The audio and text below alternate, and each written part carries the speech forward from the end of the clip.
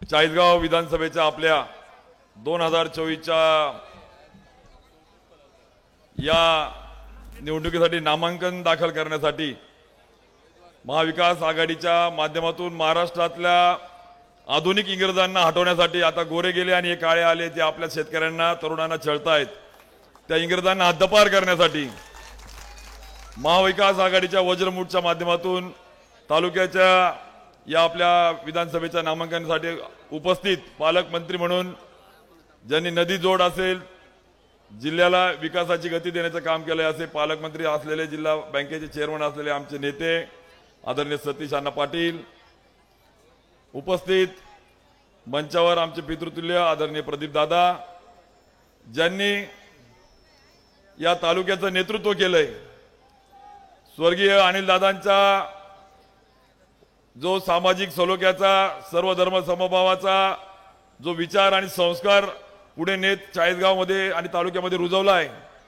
असे आपल्या सगळ्यांचे नेते, महाविकास आघाडीचे नेते, माजी आमदार आदरणीय राजूदादा देशमुख, मंचावर उपस्थित या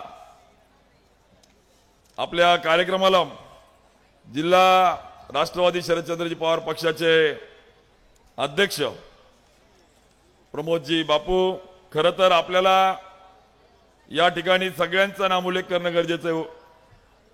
म्हणजे जिल्हा परिषद गटनेते शशीभवन पासून तर शिवसेनेचे जिल्ह्याचे समन्वयक महेंद्र बापूंपर्यंत, तालुका राष्ट्रवादीचे दिनेश भाऊ, शिवसेनेच्या तालुक्यावरून रमेश भाऊ पासून तर काँग्रेसचे आमच्या अनिल बापूंपर्यंत, तर समविचारिक आप, त्या ठिकाणी शेकाप, सर्व पक्ष संघटना, मंचावरील जिल्हा परिषद, पंचायत समिती, मार्केट कमिटी, शरदचंद्रजी पवार पक्षाचे, शिवसेना उद्धव बाळासाहेब ठाकरे पक्षाचे, काँग्रेस पक्षाचे, आम आदमीचे, शेतकरी कामगार पक्षाचे, आपल्या महाविकास आघाडीच्या सर्व समविचारी पक्ष संघटनेचे नेते पदाधिकारी या ठिकाणी उपस्थित, एकदा त्यांच्यासाठी जोरदार टाळ्या वाजून आपण त्यांचं या ठिकाणी स्वागत करूया. माता भगिनी, नगरसेवक, महाविकास आघाडीच्या आपल्या चाळीसगाव शहरातले सर्व सन्मान्य आजी माजी नगरसेवक, सगळ्यांचा नामोल्लेख करणं गरजेचं आहे, परंतु आपल्याला अण्णासाहेबांचं मार्गदर्शन ऐकायचंय, त्यामुळे मी दिलगिरी व्यक्त करतो आणि कार्यक्रमाला सुरुवात करतो. उपस्थित समोर आज दादा म्हटले मला, राजू दादा आणि बापू, की दादा सर्व परिसरातून आलेला शेतकरी, कष्टकरी, कामगार, तरुण आज या ठिकाणी दिसतोय. 500,000 वाले नाही आपले. अण्णासाहेब, या राज्याने एक अत्यंत विचित्र चित्र बघितलं. एक राज्याचा मुख्यमंत्री येतो आणि तो म्हणतो 1500 मिळाले ना, 1500 मिळाले ना, 1500 मिळाले ना, जसं काही यांच्या बापाच्या प्रॉपर्टीतून पैसे देत आहेत.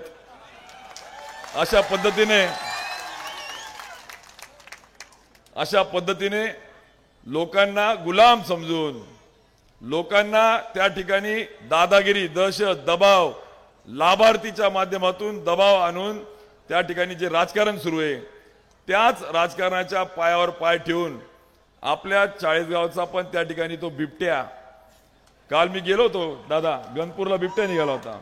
काल एका बिचारा धनगर समाजाच्या एका तरुणाला फस्त केलं. त्यांना म्हटलं आता बिबट्या पळवायचा असेल तर मशाल हातामध्ये घ्या.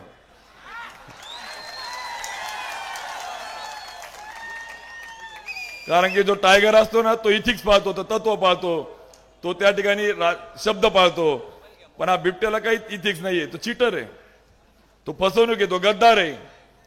त्या ठिकाणी आज काल त्या ठिकाणी लोकप्रतिनिधी अण्णा कालच्या मनोगतात म्हटले की आलेले समोर बसलेले माता भगिनी 500,000 रुपये देऊन आलेले, म्हणजे अरे रे रे रे, कुठे नेऊन ठेवला हा माझा चाळीसगाव तालुका. काय परिस्थिती चाळीसगाव तालुक्याची आहे. त्यांचा दोष नाहीये. गांजा, चरस, गुटखा, ललित पाटीलचा संशयास्पद चाळीसगावचा मुक्काम आणि या सगळ्या तरुणाईला या सगळ्या विळख्यामध्ये अडकत असताना दुसऱ्या बाजूला शेतकऱ्यांना आणि ग्रामीण भागातल्या, मग आमचा गोर बंजारा असेल, दलित असेल, धनगर असेल, आदिवासी असेल, ओबीसी असेल, मराठा असेल, सर्व समाजांमध्ये तेढ निर्माण करायची. बायासले फक्त कापूस वेचायला बायाने भेटी राहिना म्हणे.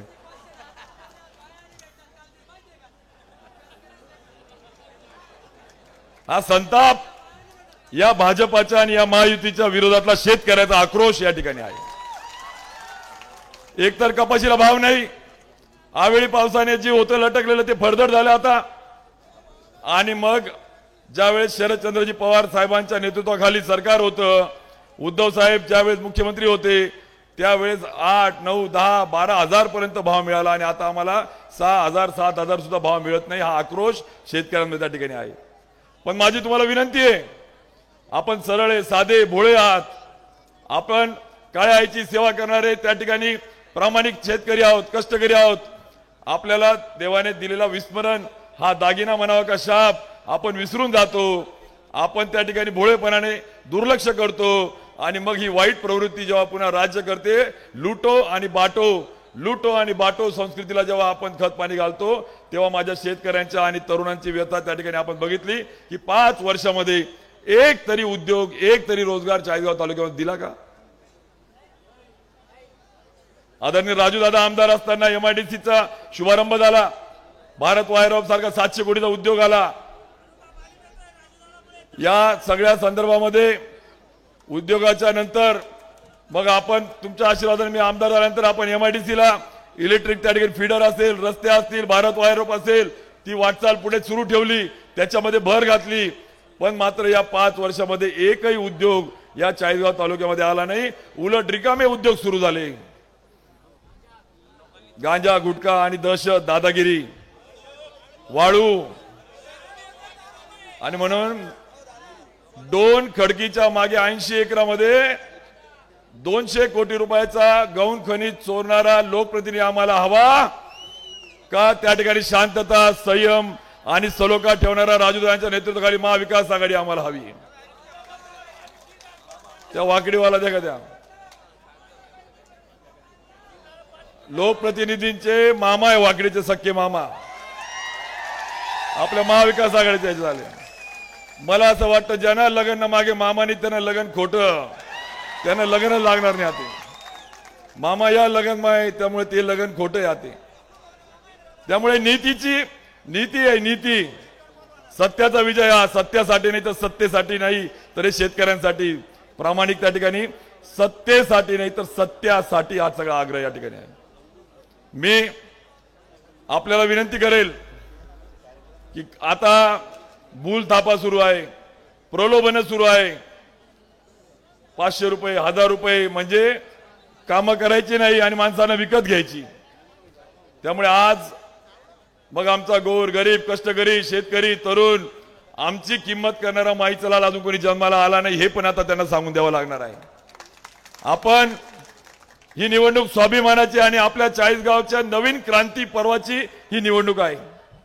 कारण की या ठिकाणी महाविकास आघाडीच्या माध्यमातून आपण केवळ निवडणुकीपुरता तडजोड केलेली नाहीये, तर चाळीसगावच्या नवीन पर्वाला, क्रांती पर्वाला आपण सुरुवात त्या ठिकाणी करण्यासाठी सज्ज झालेलो आहोत.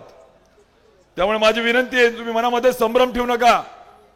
उमेश दादाने काय म्हणणं होईल, निवडणुकीनंतर बदलणार तर नाही ना बोवा. मग राजू दादा नक्की काय शे? दादांनी सांगितलं. प्रमोद बापू तो मत बॉम्बेला होतात आणि दिनेश भाऊ तो फॉर्म भरत होता. आता किंतु परंतु नाहीये, आता कुठलाही संभ्रम नाहीये. एक वज्रमूठ घेऊन हे राक्षस गाडण्यासाठी आता महाविकास आघाडी सज्ज झालेली आहे. मी अण्णासाहेब, आपण दुर्दैवाने असा अपघात आपल्या चाळीसगावावर झाला, असा लोकप्रतिनिधी निवडून दिला की तो लोकप्रतिनिधी म्हणतो की मंत्रालयाच्या तिजोरीच्या चाव्या माझ्याजवळ आहे, मी तिजोरीवर केव्हाही घाला घालतो आणि तिजोरी केव्हाही लुटू शकतो. माझा आपल्या सगळ्यांच्या माध्यमातून सवाल आहे, मला आपल्याला लक्षामध्ये आणून द्यायचं आहे की जर तिजोरीच्या चाव्या तुमच्या हातामध्ये होत्या तर मग आमच्या गिरणेच्या बंधाऱ्याला तुम्ही निधी का आणला नाही, याचं उत्तर पण आम्हाला दिलं पाहिजे. गिरणीवर जर आज बंधारे राहिले असते, तापीला वाहून जाणारं पाणी अडलं असतं तर आमच्या शेतकऱ्याच्या चेहऱ्यावर आणि जीवनामध्ये पाणी येऊन तो ताट मानेने स्वाभिमानी राहिला असता आणि स्वतःच्या पैशाने पंढरपूर गेला असता, ना की 2 नंबर गुटख्यावाल्यांच्या पैशाने तिकीट काढून त्याला पंढरपूर न्यायची वेळ आली असती. जर तिजोरीच्या चाव्या तुमच्याजवळ आहे, तिजोरीच्या चाव्या तुमच्याजवळ होत्या तर मग मन्याड गिरणा जोड कालवा करण्याचं शांतपण 5 वर्षात का तुम्हाला सुचलं नाही, हा पण आपण विचार केला पाहिजे.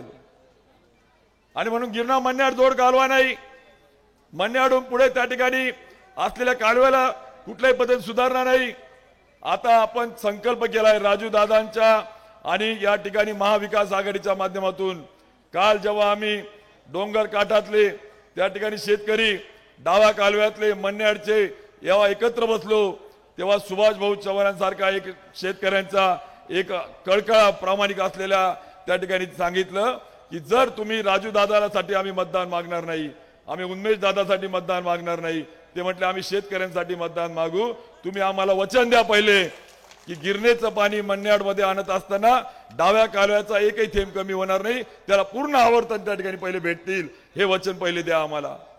म्हणजे डाव्या कालव्याचं हक्काचं पाणी पहिले त्याला मिळत असताना गिरणेचं पाणी जे मग त्या ठिकाणी नारपारचं असो का तापीचं असो अतिरिक्त पाणी त्या ठिकाणी गिरणेमध्ये आणून मन्याडची उंची वाढून जर तो कालवा आमच्या वागल्यापर्यंत लोंज्यापर्यंत मग ओढरे सगळे धरणं भरत जर वागल्यापर्यंत पाणी येत असेल तर आम्ही तुमच्या महाविकास आघाडीच्या उमेदवार राहू. आणि मला अभिमान वाटतो की आज डाव्या कालव्याच्या संघर्ष समितीचे ऍडव्होकेट राजेंद्र सोनवणे त्यांचे सहकारी असतील, या नदीजोड कृती संकल्प समितीचे आदरणीय सुभाषभाऊ चव्हाण असतील किंवा मन्याडच्या खोऱ्यातले संघर्ष करणारे आमच्या पिंपरीच्या त्या ठिकाणी भाऊसाहेब सुभाष पाटलांपासून तर देवडीचे रणदिवे त्या ठिकाणी असतील, सर्व आडगाव पासून तर त्या ठिकाणी नांद्रे काकळण्याचे त्या ठिकाणी महेंद्र बापूं सारखे शेतकरी असतील, यांनी वज्रमूठ बांधली की आता पाण्यासाठी त्या ठिकाणी आपल्याला पुढची विधानसभा लढायची.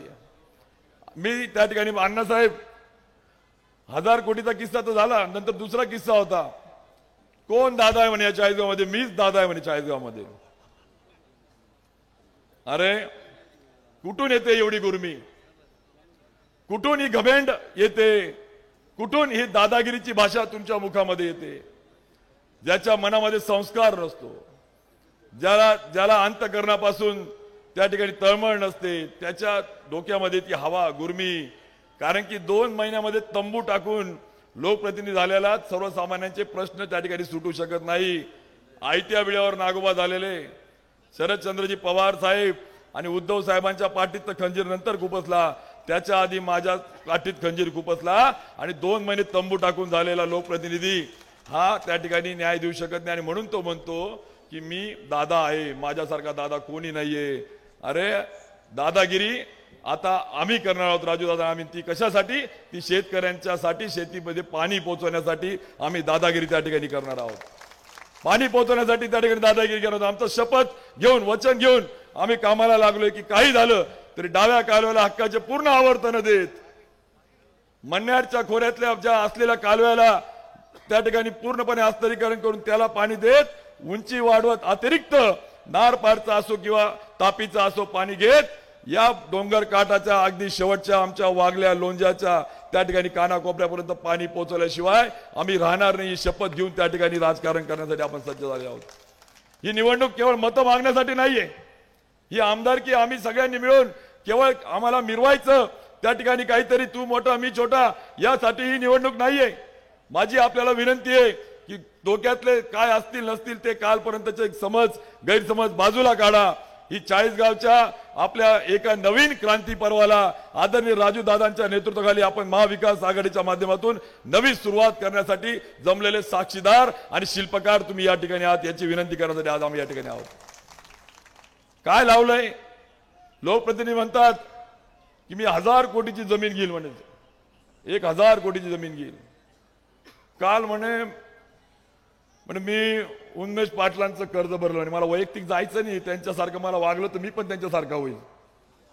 पण मला एकच प्रश्न तालुक्यावासियांच्या तरुणांच्या वतीने मला प्रश्न विचारायचा आहे, भाऊ तुना बापकडे जर 42 गुंठा जमीन होती, तुम्हाला घरनी 42 गुंठा जमीन होती, आमना हिंगोना बाळासाहेब पाटील मला सांगतात की जवळ मी सरपंच होती म्हणे बाई तवय त्यासनाकडे 42 गुंठा जमीन होती. जर 2019ला 42 गुंठे जमीन असताना 2 वर्षामध्ये 1000 कोटीचा मालक तुम्ही कसा होता. आदरणीय राजू दादांनी जर मला सांगितलं की उन्मेष दादा आपल्या सगळ्या तरुणांना 2 वर्षामध्ये 1000 कोटी व्हायचं जर त्यांनी फॉर्म्युला आणि ट्रेनिंग दिलं तर आपण बिनविरोध त्यांना काढून देऊ. ते ट्रेनिंग तरी ते आमच्या तरुणांना आमच्या लोकांना तरी त्या ठिकाणी कळू द्या की कसे तुम्ही 2 वर्षामध्ये 1000 कोटीचे मालक होता.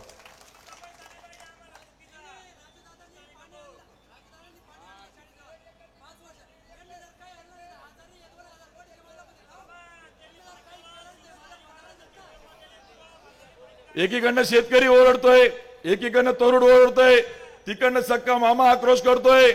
म्हणजे आज आपण बघतोय आज सगळा तालुक्यावर एका प्रकारे सगळ्यांनी चंग बांधलाय की आम्हाला बदल करायचा आहे. केव्हा 20 तारीख येईल आणि केव्हा महाविकास आघाडीच्या माध्यमातून आपण बदल त्या ठिकाणी करू.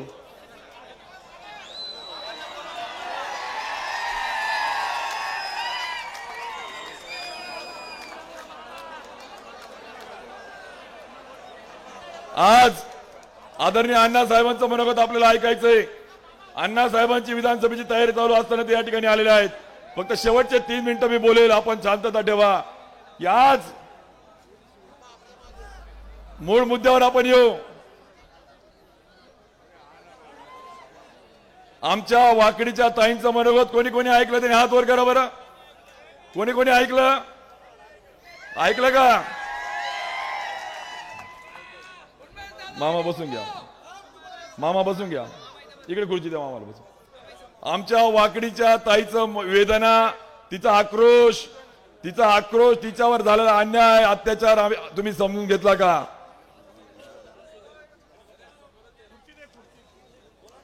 अरे डॉक्टर बाबासाहेब आंबेडकरांनी दिलेलं संविधान, त्या घटनेच्या माध्यमातून, निवडणुकीच्या माध्यमातून जर आमच्या वाकडीची ताई मार्केट कमिटीला 4 मतांनी निवडून आल्याचं प्रमाणपत्र तिला निवडणूक अधिकारी देतो आणि जो राज्याच्या कायदेमंडळाचा सदस्य असलेला आमदार तिथे येऊन दादागिरीने ते प्रमाणपत्र फाडून दुसरं प्रमाणपत्र करून त्या ताईला निवडणुकीत पाडून त्या ठिकाणी कागदावर हरवतो, असा आम्हाला त्या ठिकाणी अन्याय अत्याचार करणारा आमदार हवा का? आणि म्हणून एकच वेळ त्या ठिकाणी आहे. आक्रोश करून चालणार नाही, संताप घोषणा देऊन चालणार नाही. 20 तारखेला आपल्याला त्या ठिकाणी मशालचं बटन दाबलं तर क्रांती होईल आणि तेव्हा अनाचार अत्याचार दुराचार करणारे दूर त्या ठिकाणी जातील. आणि म्हणून आज या सभेच्या माध्यमातून प्रमोद बापू मला म्हटले की दादा घाईघाईत माझी पॅन्ट ओढत होतो म्हणे मागून मला बोलायला, बस खाली म्हणे दुधाचा मुद्दा राहिला, दुधाचा. अरे ज्या दूध आणि चाळीसगाव ही अतूट नातं ओळख त्या ठिकाणी आहे.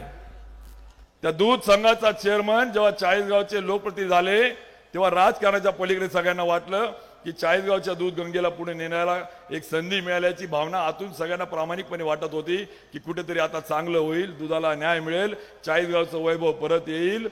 पण दुर्दैवाने आमचाच म्हणतात ना गद्दार निघाला, आमच्याच याने पाठीत खंजीर खुपसला. दूध उत्पादकाला 5 रुपयाचं असेल, आता 2 महिन्यापूर्वी केलेलं 7 रुपयाचं अनुदान असेल. तालुक्यातल्या शेतकऱ्यांना हे अनुदान मिळालं का? दुधाचं अनुदान. जर आमचं हक्काचं अनुदान मिळत नसेल, त्यांना माहित नाही. त्या भाषणामध्ये सुभाष बोलले होते आपल्या निर्धार मेळाव्याला, ज्याच्याकडे गावडी नाही म्हणे, ज्याच्याकडे म्हैस नाही, ज्याला सकाळी 4ला उठून त्या ठिकाणी दूध काढून पोटाच्या त्या ठिकाणी मुलाबाळाला जीव लावत नाही पण जनावराला जीव लावून, लग्न असेल तर लग्न सोडून देईल, मला माझ्या गाई म्हशीचं दूध काढायचंय, मला घरी जावं लागेल, ही परिस्थिती हे चित्र ज्याने अनुभवलं असेल तो शेतकऱ्यांच्या हक्काचे 5 आणि 7 लाखो लिटरचे लाखो करोडो रुपये तुमच्या आमच्या हक्काचे जर आम्हाला देत नसेल तर असा लोकप्रतिनिधी आम्हाला पाहिजे का? आणि मग दुधाला न्याय पाहिजे असेल, कापसाला न्याय पाहिजे असेल, मण्याला न्याय पाहिजे असेल, डाव्या कालव्याला पाणी पाहिजे असेल, मण्याची उंची वाढून डाव्या आणि मण्याच्या कालव्याचं पूर्ण पोटभर पाणी देऊन अतिरिक्त पाणी जर माझ्या वागल्या लोंज्यापर्यंत येत असेल तर 20 तारखेला मशाल बटन आपण दाबाल का नाही? आणि म्हणून आज या ठिकाणी आपल्याला सगळ्यांना एक वज्रमूठ बांधून संकल्प करायचा आहे. प्रचार होईल, प्रसार होईल, गावोगावी आशीर्वाद घेऊ, प्रत्येकापर्यंत येऊ. पण आज मीच राजू दादा आहे, मीच उन्मेष दादा आहे, मीच महाविकास आघाडीचा उमेदवार आहे, मीच त्या ठिकाणी या महाविकास आघाडीच्या माध्यमातून पुढे जाणार आहे. आपण सुरुवातीलाच ठरवलं काँग्रेसचा पंजा हातामध्ये घेऊन आम्ही पहिले विजयाची तुतारी हातामध्ये घेतलेली आहे. ही विजयाची तुतारी ज्यावेळेस आपण वाजू तेव्हा काँग्रेसचा पंजा हातामध्ये घेऊन ही मशाल हे क्रांतीचं प्रतीक त्या ठिकाणी आहे. आणि आपल्याला पवार साहेबांनी, उद्धव साहेबांनी याच्यासोबत काय केलंय, जो आम आदमी पार्टी ती पण दिली म्हणे जी काही घाण आहे ती बी काढून टाका, झाडू आहे ना आपचा आपल्याबरोबर. शेतकरी कामगार पक्ष तो पण आहे आपल्यासोबत. अनेक कम्युनिस्ट पार्टी, मग त्या ठिकाणी आपल्या या ठिकाणी अनेक सर्व संघटना या ठिकाणी आहेत. माझी विनंती आहे की कदाचित काही समविचारी पक्ष संघटना फोन कॉल संवाद मेसेज कधी बोलणं होत नाही, कधी फोन बिझी असतो, वेटिंगला असतो. त्यामुळे लक्षात घ्या, गावोगावी आपण सगळ्यांना समजून सांगा. आज जर एखादी आपल्या शरदचंद्रजी पवार पक्षाच्या कार्यकर्त्याला निरोप गेला नसेल तर त्याला वाईट वाटेल की अरे मला निरोप आला नाही. ती जबाबदारी आपल्या सगळ्यांची. त्याला जाऊन सांगायचं की बाबा रे आपल्या तालुक्याचं लग्न आहे, हे आपल्या तालुक्याच्या शेतकऱ्यांच्या तरुणांचं लग्न आहे. त्यामुळे आमंत्रण आता आपल्याला सगळ्यांना पुढे या, त्याला मोठेपणाने विश्वासात घ्या. गट तट बाजूला ठेवा. गावातल्या ग्रामपंचायती, सोसायटी, दूध संघ, पंचायत समिती, जिल्हा परिषद, मार्केट कमिटीचे उणे दुणे काढू नका. ते जर उणे दुणे आपण आता काढायला लागलो तर आमच्या शेतकऱ्यांची आणि तरुणाची फसवणूक त्या ठिकाणी होणार आहे. राष्ट्रवादी शरदचंद्रजी पवार पक्षाचे 100% कार्यकर्ते पदाधिकारी आदरणीय राजू दादा, प्रमोद बापू आणि तालुका अध्यक्षांनी दिलेल्या सूचनेनुसार 100% महाविकास आघाडीच्या सोबत त्या ठिकाणी आहे. एवढं मोठं राष्ट्रवादीचं केडर असताना ज्या मोठेपणाने राजू दादांनी जी भूमिका घेतली की आता उमेदवारी जाहीर झाल्यानंतर खरं तर आपल्या सगळ्यांच्या मनातले आमदार आदरणीय राजू दादा ते आहे, ते कोणी काढू शकत नाही. आणि म्हणून आज दादांच्या नेतृत्वाखाली आम्ही सगळ्यांनी ठरवलंय की आज या सगळ्या संदर्भामध्ये आपल्याला एक विकासाचा प्रामाणिक आराखडा घेऊन त्या ठिकाणी पुढे जायचंय. आणि म्हणून जास्त न बोलता, विषय खूप आहे पण शेवटचे 2 मिनिटं 1 मिनिटं घेतो की तालुक्यामध्ये अण्णासाहेब दादासाहेब सध्या समाजात तेढ चालू आहे. आमच्या महात्मा फुलेंच्या नावानं स्मारक करून देतो म्हणून सगळ्यांना एकत्र बोलवलं. मला मत द्याल ना, मला मत द्याल ना, मी स्मारक करतो. असं कुठे लोकप्रतिनिधी असतो का? एका समाजाला बोलवायचं, तुला काहीतरी देतो म्हणून बांधायचं, त्याला त्या ठिकाणी शपथ घ्यायला लावायची, 100% राहतील ना, नक्की द्याल ना मतदान. अरे तू 5 वर्ष बोंब पडले असेल देतील ना मतदान बाबा. जर तू बोंब नाही पाडली तर नाही देणार मतदान. आणि मग तुम्हाला सांगतो की ज्या महात्मा ज्योतिबा, आमच्या ज्योतिबांनी इंग्रजांविरुद्ध आसूड त्या ठिकाणी घेतला, इंग्रजांविरुद्ध रान पेटवलं. अरे या तालुक्यामध्ये स्वर्गीय अनिलदादांनी वीरबाई कोतवालांचा पुतळा असेल, अहिल्याबाई होळकरांचा पुतळा असेल, मला आठवत नाही स्वर्गीय रामराव जिबूंचा पुतळा आपल्या मार्केट कमिटीमध्ये आहे, पंडित नेहरूंचा पुतळा आपल्या चाळीसगाव तालुक्यामध्ये, छत्रपती शिवाजी महाराजांचा आषाढ पुतळा आहे, डॉक्टर बाबासाहेब आंबेडकरांचा आपला त्या ठिकाणी पुतळा आहे. परंतु आजपर्यंत कुणी फेटा घालून ओपन जीप मध्ये मला सत्कार केला, मला हार घाला असं कोणी मिरवून घेतलं नाही. आणि आमच्या महात्मांच्या विचाराला त्या ठिकाणी पुढे नेण्याच्या ऐवजी ज्या जागेचा ठराव नाही, ज्याचं वर्क ऑर्डर नाही, अशा जागेचं नारळ फोडून केवळ त्या ठिकाणी ओबीसी आणि माळी समाजाच्याच नाही तर आमच्या सारख्या तरुणांच्या, शेतकऱ्यांच्या मुलांना जे महात्मा ज्योतिबा फुले क्रांतीचं प्रतीक आहे त्या महात्मांच्या नावाने राजकारण करणाऱ्यांना देखील आपल्याला ठिकाणावर आणायचंय. हाही संकल्प आपण केला पाहिजे. आणि म्हणून जय ज्योती जय क्रांती म्हणून चालणार नाही. ही क्रांती करावं लागेल तर आपल्याला 20 तारखेला बटन दाबून करावं लागेल. सगळ्या समाजाचं असंच राजकारण सुरू आहे. आदिवासी समाजाला सांगायचंय, भाजपवाल्यांनी नवी भाषा आणली अण्णा, ते वनवासी म्हणताय ना, वनवासी. अरे ते मूल नायक आहे, आदिवासी आहेत, आधी त्यांचा रहिवास आहे. आणि मग बाबासाहेबांनी दिलेली घटना, आम्हाला जे काही नोकऱ्या आहेत, जे काही कंडक्टर, पोलीस अधिकारी, जे काही आज माझ्या तांड्यात, वाड्यात, पाड्यात जे काही आज शिष्यवृत्ती मिळते, मग आमचे ओबीसी असू द्या, या सगळ्यांना जी मिळते ही सुरक्षित ठेवायची असेल तर संविधान आणि घटना आणि महाविकास आघाडी आपण सगळ्यांनी वाचवली तर ते सगळं वाचणार आहे. आणि म्हणून मी आज या ठिकाणी जास्त वेळ न घालता नम्र विनंती करतो की आपण या निवडणुकीच्या माध्यमातून बोलण्यासारखं खूप आहे. काल ते जामनेरचा चंगू पण चाळीसगाव मध्ये आलेले होते. ते काल 2 शब्द बोलले अण्णा, म्हणून 1 शब्द बोलून थांबतो मी. काल हे जामनेरचे महोदय काल आले आणि ते सांगत होते की आम्ही उन्मेष पाटलांना सांगितलं आमदारकीला तुम्ही त्या ठिकाणी काही चूक झाली, काही झाली. अहो चाळीसगाव तालुक्यामध्ये जत्रा शासकीय योजनांच्या लाखो लोकांना लाभ झाले आणि तुमच्या सरकारने GR काढता त्यात उल्लेख केला की चाळीसगाव तालुक्यातल्या यशस्वी प्रयोगानंतर महाराष्ट्रात आम्ही राबवतो. मग तेव्हा तुम्हाला GR काढताना तुम्ही कॅबिनेटला झोपा काढत होते का? उन्मेष पाटील चुकीचं काम करत होतं तर. अरे 25 वर्ष तुम्ही आमदार झाले, आता शेवटचे 25 दिवस जेव्हा शरदचंद्रजी पवार साहेबांनी खोडपे सरांच्या रूपाने जेव्हा त्या ठिकाणी उमेदवार दिला, तेव्हा आता शेवटच्या 25 दिवस छत्रपती शिवाजी महाराजांचा पुतळा त्यांनी बसवला. 25 वर्ष झोपले होते ते. अरे ज्या छत्रपती शिवाजी महाराजांनी 18 पगडजाती 12 बलुतेदार सगळ्यांना सोबत घेऊन जातीपातीच्या पलीकडे जाऊन डोंगर कपाऱ्यातल्या सगळ्यांना सोबत घेऊन स्वराज्याचं त्या ठिकाणी स्वप्न आणि प्रत्यक्ष कृतीमध्ये आणलं, त्या छत्रपतींचा पुतळा उभारून त्यांना चालणार नाही, त्याचा विचार घ्यावा लागेल. कारण की हेच गिरीश महाजन नंदुरबारला बोलले होते, जर दारूच्या बाटल्यांचा खप होत नाही तर त्यावर महिलांचे फोटो लावा. वा रे वा भाजपाची नारी शक्ती. कुठे गेली आता लाडकी बहीण? हे चंद्रकांत दादा बारामतीला बोलले होते सुप्रियाताईंना की बांगडा घाला बांगडा घाला. अरे ते आमचं त्या ठिकाणी वैभव आहे. मंगळसूत्र असेल बांगड्या असतील ते सौभाग्य आहे आणि त्याची चेष्टा करतात. आणि मतं घ्यायला मात्र आमची लाडकी बहीण आव म्हणी ताई मतेच जाई कडकी म्हणीच बहीण जाईल लाडकी. हे पण लक्षात ठेवा. जर माझ्या बहिणीवर प्रेम होतं तर 58 महिने झोपा काढत होते का तुम्ही? शेवटचे लोकसभेला दणका जेव्हा बसला तेव्हा चालू झालं. आणि म्हणून बोलण्यासारखे मुद्दे खूप आहे, आपल्याला पुढे सभा आहे, प्रचार आहे, पण हे सगळे मुद्दे आपल्या लोकांना पचवा लागणार आहे. आमच्या बहिणीला तुम्ही म्हणाल मग दादा 1500 रुपये, मला माहिती आहे माझी एकही बहीण स्वतःच्या साठी खर्च करणारी नाहीये.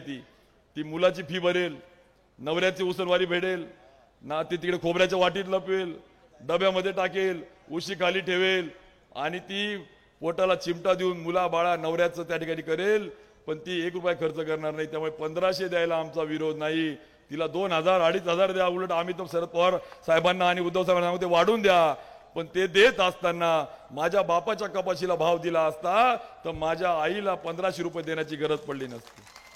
माझ्या बापाला सकाळी 4 ला उठून दूध काढणाऱ्याला अनुदान जर दिलं असतं तर 1500 रुपये देऊन माझ्या बहिणीला त्या ठिकाणी गरज पडली नसती. ती म्हटली असती माझा नवरा आणि माझ्या मुलाला नोकरीची गरज नाही, त्याच्या शेतीला भाव मिळतोय, मालाला भाव मिळतोय, शेताला पाणी मिळते, मला याची गरज नाही. आणि म्हणून ते करायचं नाही. आणि त्या ठिकाणी चाळीसगावमध्ये जे सुरू आहे दहशत, दादागिरी, गुंडगिरी, आपल्याला दहशत मुक्त चाळीसगाव तालुका करायचा आहे. एक माणुसकीचं सलोख्याचं वातावरण त्या ठिकाणी करायचं आहे.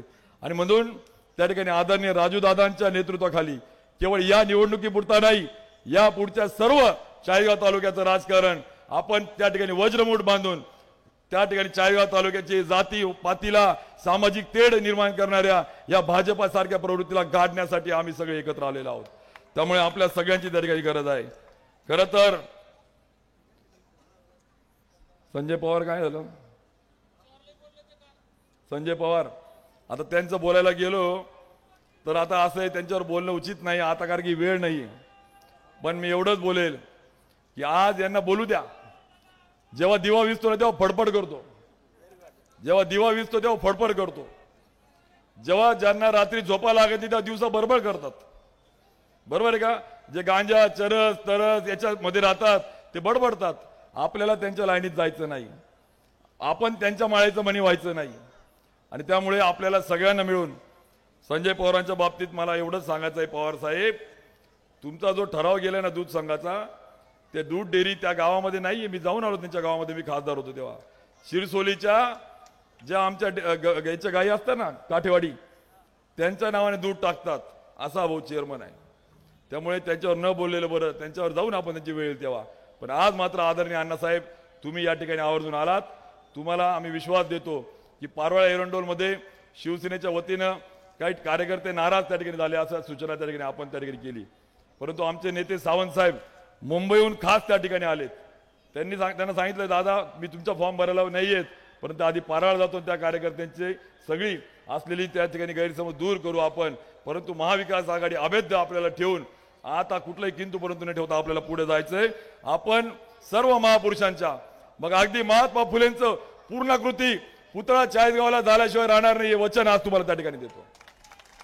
तुम्हाला सांगतो महात्मा फुलेंच्या बद्दल महाराणा प्रताप वीर शिरोमणी यांचा देखील आपण पूर्णाकृती पुतळा चाळीसगावमध्ये करू आणि ते स्वप्न आपण त्या ठिकाणी पूर्ण करू. सोबत सामाजिक अस्मिता आमच्या आहेत, हे महापुरुष जे आहेत आमचे, सगळ्या समाजाच्या आपण अस्मिता जोपासू. पण त्याच्या नावाने राजकारण त्यांचे विचार डोक्यामध्ये घेऊ, त्यांच्या नावाने राजकारण आम्ही करणार नाही. आणि म्हणून संत सेवालाल महाराज असतील, वसंतराव नाईक असतील, यांचं देखील आपण त्या ठिकाणी स्मारक असेल किंवा समाजाच्या मागणीनुसार मग त्या ठिकाणी वास्तूला नामांकन असेल, त्याचा आदर आपण त्या ठिकाणी ठेवू. आणि म्हणून वीर एकलव्याच्या रूपानं आमचा आदिवासी समाज असेल. तुम्हाला सांगतो केवळ एकलव्य त्या ठिकाणी सभागृह डिक्लेअर झाले, घोषणा झाल्या, 90% पाट्या तालुक्यात लागलेल्या एकही काम झालेलं नाही त्या ठिकाणी. एकही काम झालं नाही. खोटं आहे त्या ठिकाणी. टाकळी प्रदेशचे आमचे शिवा सांगतायत.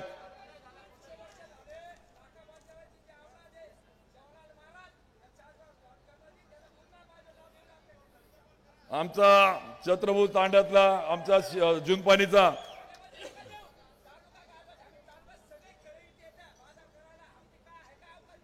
बस बोला. सेवालाल महाराज की. लवंकुशने जी सूचना केली आमच्या जुनपाणीचा तालुक्यामध्ये सेवालाल महाराजांच्या अस्मिता जोपासल्या जातील हे वचन आज या ठिकाणी देतो आणि थांबतो. धन्यवाद. जय हिंद, जय महाराष्ट्र, जय भीम, जय ज्योती, जय क्रांती, जय एकलव्य, जय संविधान. धन्यवाद दादा. यानंतर नदीजोड